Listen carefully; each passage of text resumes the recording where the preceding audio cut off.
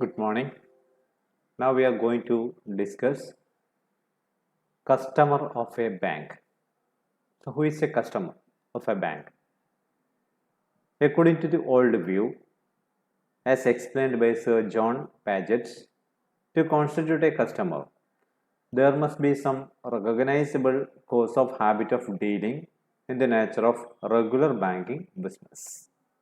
അദ്ദേഹം പറഞ്ഞിരിക്കുന്നു ഒരു ബാങ്കിൻ്റെ കസ്റ്റമറായി തീരണമെങ്കിൽ അദ്ദേഹത്തിന് ഈ ബാങ്കുമായിട്ട് ഒരു റെഗുലർ ഡീലിംഗ് ഉണ്ടായിരിക്കണം. അല്ലാതെ ഒരു അക്കൗണ്ട് ഓപ്പൺ ചെയ്തതുകൊണ്ട് മാത്രം ഒരു വ്യക്തി ആ ബാങ്കിൻ്റെ കസ്റ്റമറായിട്ട് മാറുന്നില്ല. According to this view, a person does not become a customer simply by opening an account with the bank. Okay, simply by opening an account with the bank, he will never become a customer of the bank. He should be in the habit of dealing with the bank, or there should be some continuity in his dealings with the bank. Then only he will become a customer of a bank. According to Dr. Hart, a customer is one who has an account with a banker, or for whom a banker habitually undertakes to act as such. So to become a customer, the following essential conditions should be fulfilled. Two essential conditions should be fulfilled. What is the first condition? He should have an account with the bank. Okay. Second condition is that the dealing between the banker and the customer should be of regular banking business. ഇപ്പോൾ രണ്ട് conditions ആണ്. ഒന്ന്, ബാങ്കിൽ അദ്ദേഹത്തിന് ഒരു account ഉണ്ടായിരിക്കണം. രണ്ടാമത്തത്, ഈ ബാങ്കിൽ അക്കൗണ്ട് ഉണ്ടായിരുന്നാൽ മാത്രം പോരാ, ആ അക്കൗണ്ടിലൂടെ അദ്ദേഹം ഒരു റെഗുലർ ബാങ്കിങ് ബിസിനസ് ഇടപാടുകൾ ബാങ്കുമായിട്ട് നടത്തുന്ന ഒരു വ്യക്തി കൂടെ ആയിരിക്കണം. എങ്കിൽ മാത്രമേ അദ്ദേഹത്തെ ഒരു കസ്റ്റമർ എന്നുള്ളൊരു കാറ്റഗറിയിലേക്ക് ഉൾപ്പെടുത്താൻ വേണ്ടി പറ്റുകയുള്ളൂ. Now, general relationship between banker and customer. അപ്പോൾ ബാങ്കും കസ്റ്റമറും തമ്മിൽ ഏതൊക്കെ റിലേഷൻഷിപ്പാണ് നിലനിൽക്കുന്നത് എന്നുള്ളതാണ്. അപ്പോൾ നമുക്ക് 4 തരത്തിലുള്ള റിലേഷൻഷിപ്പാണ് കാണാൻ വേണ്ടി പറ്റുന്നത്. First one, debtor and creditor relationship. Second one, trustee of the customer. Third one, as an agent. Fourth one, advisor. So let's discuss one by one. First one is debtor and creditor. You know the term debtor and creditor. So when the customer has a deposit in his account, the banker is debtor and customer is the creditor. And if the account is overdrawn, the banker becomes the creditor and the customer becomes the debtor. Okay, so this is the debtor and creditor relationship. When the customer has a deposit with the banker is the debtor and the customer is the creditor. Suppose the customer has overdrawn from his account, then what will be the position? The banker becomes the creditor and the customer becomes the debtor. The banker is liable to refund the money when demanded by the customer, but the money deposited belongs to the bank and the bank is entitled to deal with it as it likes. ഒരു വ്യക്തി ബാങ്കിൽ പണം നിക്ഷേപിച്ചു കഴിഞ്ഞാൽ ആ പണം കസ്റ്റമർക്ക് bank തിരിച്ചു കൊടുക്കണം, സംശയമൊന്നുമില്ല. പക്ഷേ ബാങ്കിൽ നിക്ഷേപിച്ചിരിക്കുന്ന ഈ തുക ബാങ്കിൻ്റെതായിട്ടാണ് കണക്കാക്കുന്നത്. അത് ബാങ്കിന് വേണ്ട വിധത്തിൽ അത് ലോൺ നൽകാനോ മറ്റു തരത്തിൽ ഉപയോഗപ്പെടുത്താനോ വേണ്ടി ഉള്ള അധികാരം ബാങ്കിന് ഉണ്ട്. അത് തിരിച്ച് ആവശ്യപ്പെടുമ്പോൾ മാത്രമേ കസ്റ്റമർക്ക് തിരിച്ചു കൊടുക്കേണ്ടതായിട്ട് ഉള്ളൂ. Now, what are the differences between an ordinary commercial debt and a debt by a bank? അപ്പോൾ നമുക്കറിയാം, ഒരു ഡെപ്റ്റർ ക്രെഡിറ്റർ റിലേഷൻഷിപ്പ് ഒരു ബിസിനസ്സിൽ സാധനങ്ങളൊക്കെ കടത്തിന് വാങ്ങിക്കുമ്പോൾ ഡെപ്റ്റർ ക്രെഡിറ്റർ റിലേഷൻഷിപ്പ് ഉണ്ടാകുന്നുണ്ട്. അതുപോലെ തന്നെ ഒരു ബാങ്കിലും നമ്മളൊരു അക്കൗണ്ട് ഓപ്പൺ ചെയ്ത് അവിടെ പണം നിക്ഷേപിക്കുമ്പോഴോ അല്ലെങ്കിൽ ബാങ്കിൽ നിന്ന് നമ്മൾ പണം ലോണായിട്ട് വാങ്ങിക്കുമ്പോഴോ ഡെപ്റ്റർ ക്രെഡിറ്റർ റിലേഷൻഷിപ്പ് ഉണ്ടാവുന്നുണ്ട്. ഈ രണ്ട് ഡെപ്റ്റർ ക്രെഡിറ്റർ റിലേഷൻഷിപ്പും തമ്മിലുള്ള ഡിഫറൻസസ് എന്തൊക്കെയാണ് എന്നാണ് നമ്മൾ നോക്കുന്നത്. First point is the creditor must demand payment from debtor. ഒരു ബാങ്കുമായി ബന്ധപ്പെട്ട ഡെപ്റ്റർ ക്രെഡിറ്റർ റിലേഷൻഷിപ്പിൽ ക്രെഡിറ്റർ അതായത് customer must demand payment from the debtor. നമ്മൾ ബാങ്കിൽ ഇട്ടിരിക്കുന്ന പൈസ ഒരിക്കലും ബാങ്ക് നമുക്ക് തിരികെ ആവശ്യപ്പെടാതെ തരില്ല. നമ്മൾ എന്ത് ചെയ്യണം? നമ്മൾ ആവശ്യപ്പെടണം. അപ്പോൾ മാത്രമേ അത് തിരിച്ചു തരൂ. In A bank customer relationship the customer must demand payment from the bank. ബാങ്കിൽ നിന്ന് പണം ആവശ്യപ്പെട്ടാൽ മാത്രമേ അവർ തിരിച്ചു തരത്തുള്ളൂ. Whereas in the case of an ordinary commercial debt, the debtor must pay the amount on the specified date as per the terms of the contract. നേരെ മറിച്ച് നമ്മളൊരു സ്ഥാപനത്തിൽ നിന്നും സാധനങ്ങൾ കടത്തിന് വാങ്ങിച്ച് ഡെപ്റ്റർ ക്രെഡിറ്റർ റിലേഷൻഷിപ്പ് വരികയാണെങ്കിൽ ഈ ഡെപ്റ്റർ ഒരു നിശ്ചിത ദിവസം നമ്മുടെ എഗ്രിമെന്റിൽ പറഞ്ഞിരിക്കുന്ന ദിവസം ഈ പൈസ അവരാവശ്യപ്പെടാതെ തന്നെ നൽകാൻ ബാധ്യസ്ഥനാണ്. Next condition is creditor, that customer must demand payment at the proper place and time.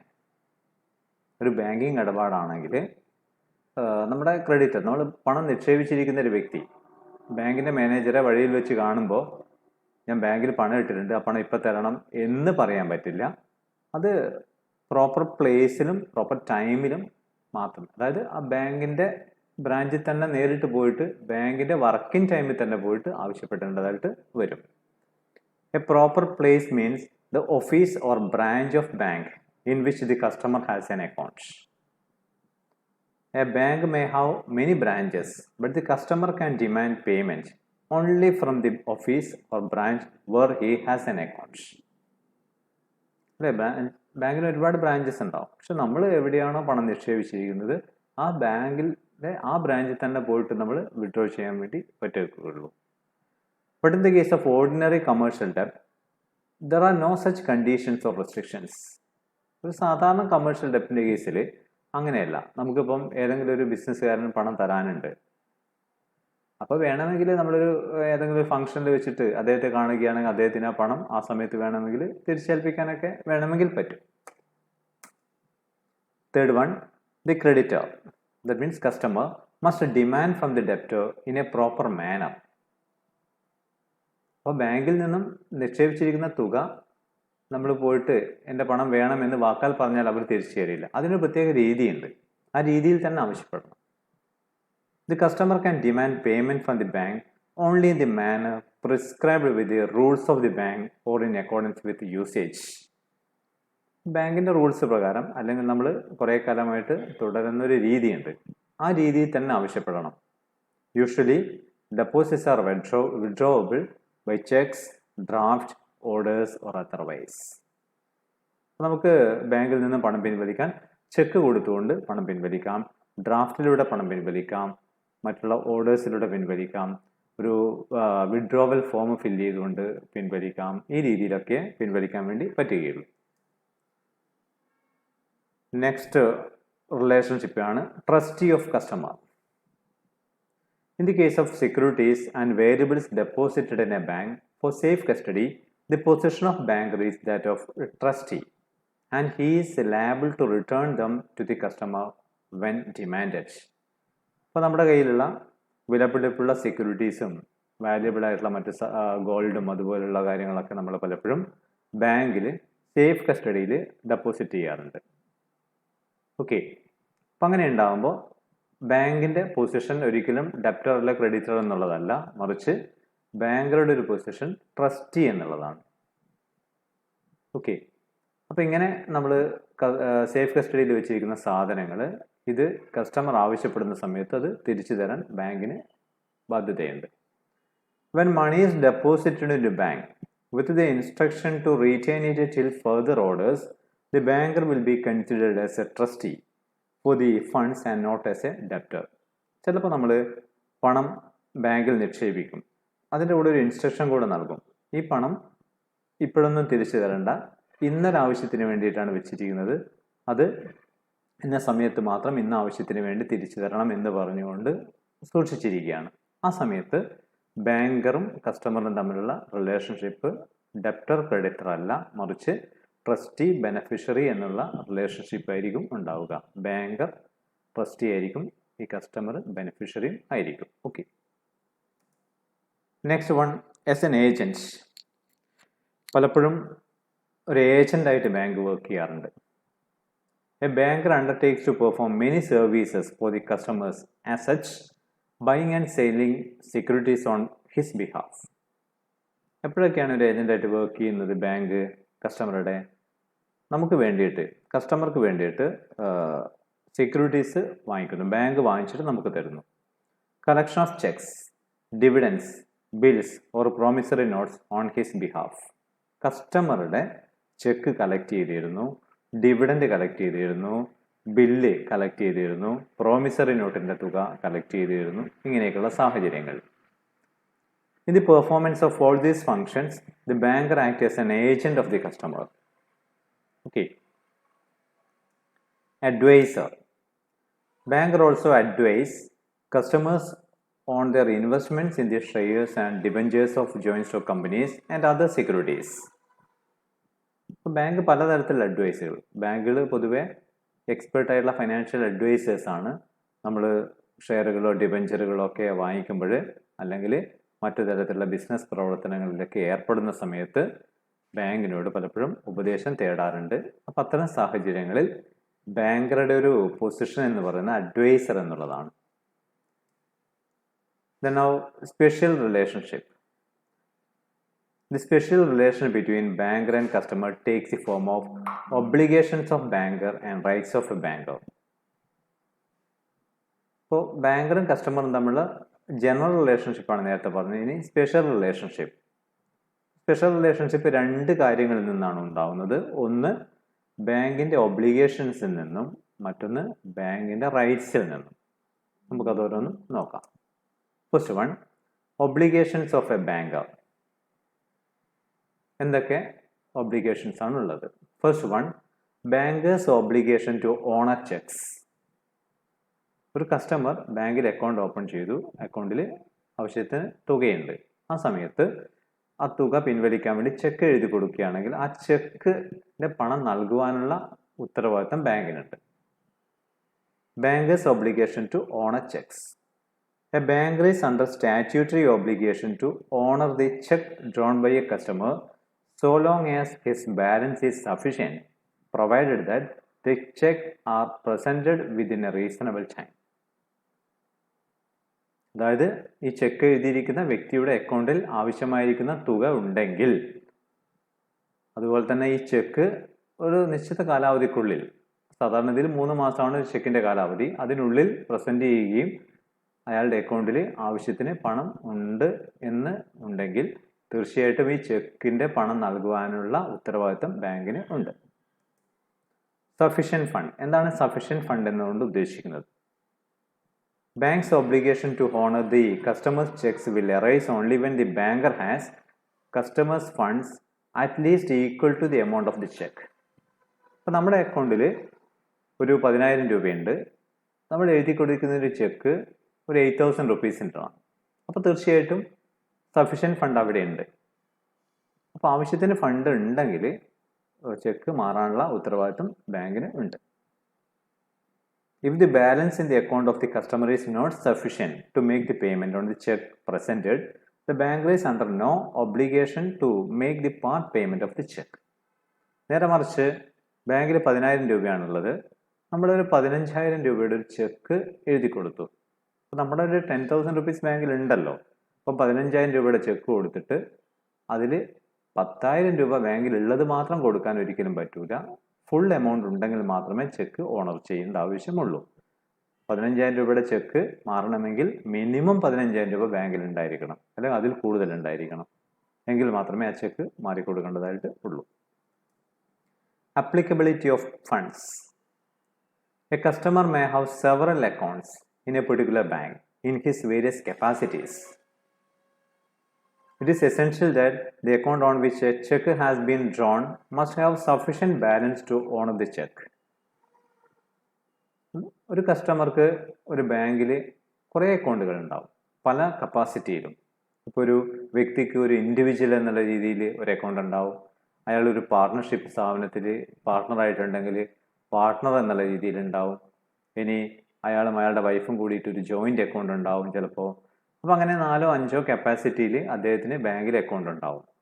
ഇനി അദ്ദേഹം ഒരു ചെക്ക് എഴുതി, അത് ഏത് അക്കൗണ്ടിലേക്കാണോ അദ്ദേഹം എഴുതിയിരിക്കുന്നത്, പാർട്ട്ണർഷിപ്പിൻ്റെ അക്കൗണ്ടിലാണെങ്കിൽ ആ പാർട്ട്ണർഷിപ്പിൻ്റെ അക്കൗണ്ടിൽ ആവശ്യത്തിന് ഫണ്ട് ഉണ്ടായിരിക്കണം.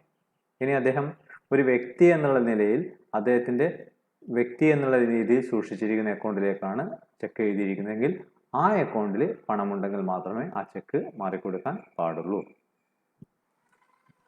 Duly requested to pay.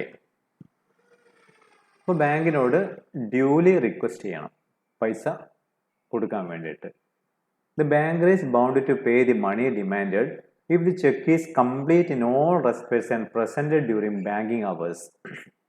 അപ്പോൾ നമ്മൾ പ്രസൻറ്റ് ചെയ്യുന്ന ചെക്ക് കംപ്ലീറ്റ് ആയിരിക്കണം എല്ലാ അർത്ഥത്തിലും.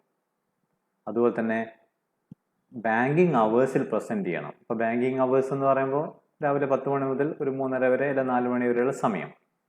ആ ബാങ്കിൻ്റെ പ്രവർത്തന സമയത്തിനുള്ളിൽ പ്രസൻറ്റ് ചെയ്ത ചെക്കുകൾ മാത്രമേ മാറിക്കൊടുക്കാൻ ഉത്തരവാദിത്തമുള്ളൂ. The banker need not honor the checks drawn him in the following cases. താഴെ പറയുന്ന കേസിൽ ബാങ്കിന് യാതൊരു ഉത്തരവാദിത്വം ഇല്ല. If the check is post dated. അപ്പോൾ ജനുവരി 1-ാം തീയതി ആണ് ബാങ്കിൽ നിങ്ങൾ ചെക്ക് കൊടുക്കുന്നത്, പക്ഷേ ആ ചെക്കിലുള്ള ഡേറ്റ് ജനുവരി 10 എന്നാണ്. അതാണ് പോസ്റ്റ് ഡേറ്റഡ് ചെക്ക്. അപ്പോൾ ആ ഡേറ്റ് ആയിട്ടില്ല, അത് 10-ാം തീയതിക്ക് ശേഷം മാത്രമേ അത് ചെക്ക് മാറിക്കൊടുക്കാൻ വേണ്ടി പാടുള്ളൂ. ഓക്കെ, അപ്പോൾ പോസ്റ്റ് ഡേറ്റഡ് ചെക്ക് ഒരിക്കലും ബാങ്ക് അതിനു മുന്നേ മാറിക്കൊടുക്കില്ല. If the cheque does not bear the date of its issue. ചെക്കിൽ ഞാൻ നേരത്തെ പറഞ്ഞു ജനുവരി 1-ാം തീയതി ഇഷ്യൂ ചെയ്യുന്ന ചെക്കിന് വേണമെങ്കിൽ ഡിസംബർ മാസത്തെ ഡേറ്റൊക്കെ നമുക്ക് പഴയ ഡേറ്റൊക്കെ കൊടുക്കാം, കുഴപ്പമൊന്നുമില്ല. പക്ഷേ ചെക്കിൽ നിർബന്ധമായിട്ടും ഡേറ്റ് ഉണ്ടായിരിക്കണം.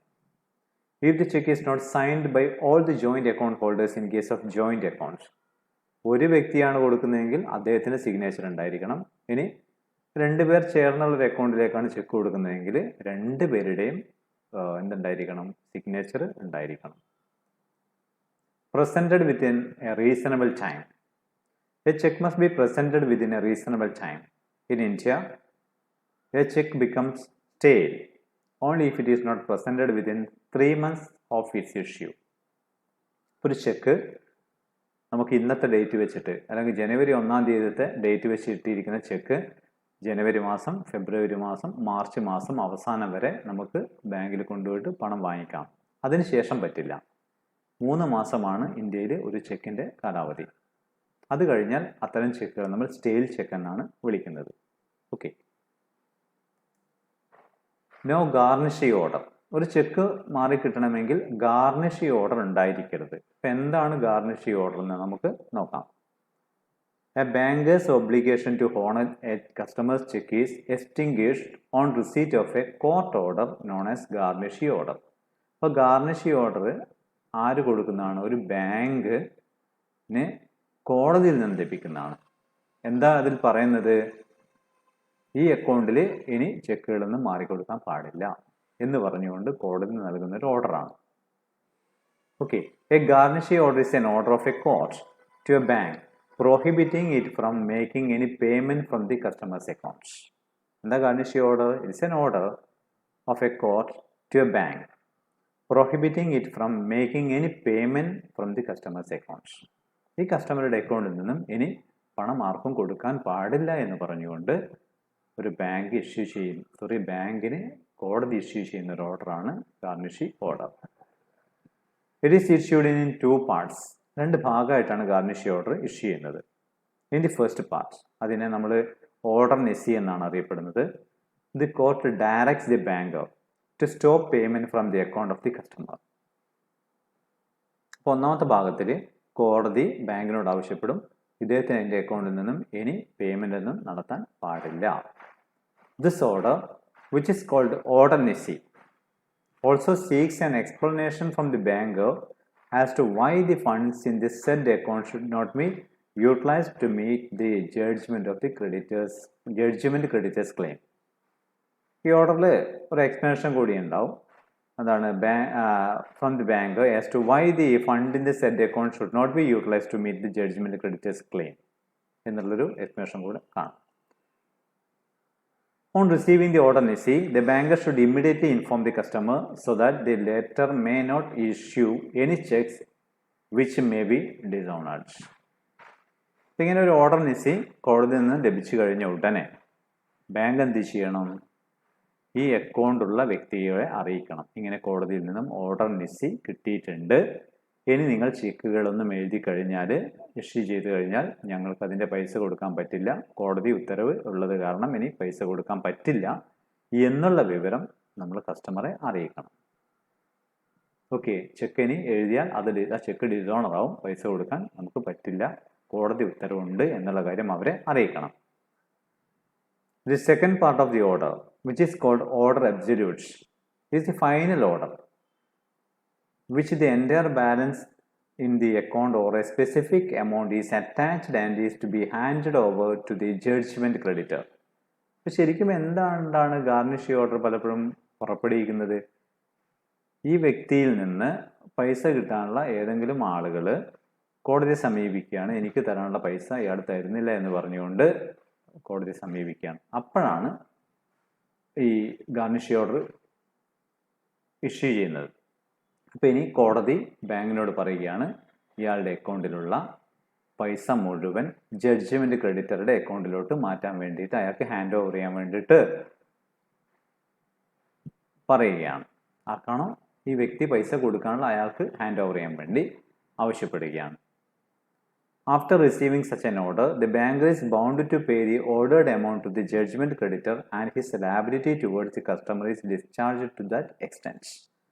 അപ്പം അങ്ങനെ ജഡ്ജ്മെന്റ് ക്രെഡിറ്റർ എന്ന് പറഞ്ഞാൽ ആരാണോ, ഏത് ക്രെഡിറ്ററാണോ കോടതിയിൽ പോയിട്ട് ഇയാൾ എനിക്ക് പൈസ തരാനുണ്ട്, ആ പൈസ വാങ്ങിച്ചു തരണം എന്ന് പറഞ്ഞുകൊണ്ട് കേസ് കൊടുത്ത് ഗാർണിഷ് ഓർഡർ വാങ്ങിച്ചിരിക്കുന്ന വ്യക്തി, ആ വ്യക്തിയാണ്, പൈസ കിട്ടാനുള്ള വ്യക്തിയാണ് ജഡ്ജ്മെന്റ് ക്രെഡിറ്റർ എന്ന് വിളിക്കുന്നത്. അങ്ങനെ ഈ ഓർഡർ അബ്സല്യൂട്ട് കിട്ടിയതിന് ശേഷം ഇദ്ദേഹത്തിൻ്റെ അക്കൗണ്ടിലുള്ള തുക മുഴുവൻ ആ ജഡ്ജ്മെന്റ് ക്രെഡിറ്റർക്ക് കൊടുക്കുകയും അങ്ങനെ ഈ ബാങ്കിൽ അക്കൗണ്ടുള്ള വ്യക്തി ജഡ്ജ്മെന്റ് ക്രെഡിറ്റർക്ക് കൊടുക്കാനുള്ള അത്രയും തുക കൊടുത്തു തീർക്കുകയും ചെയ്യും.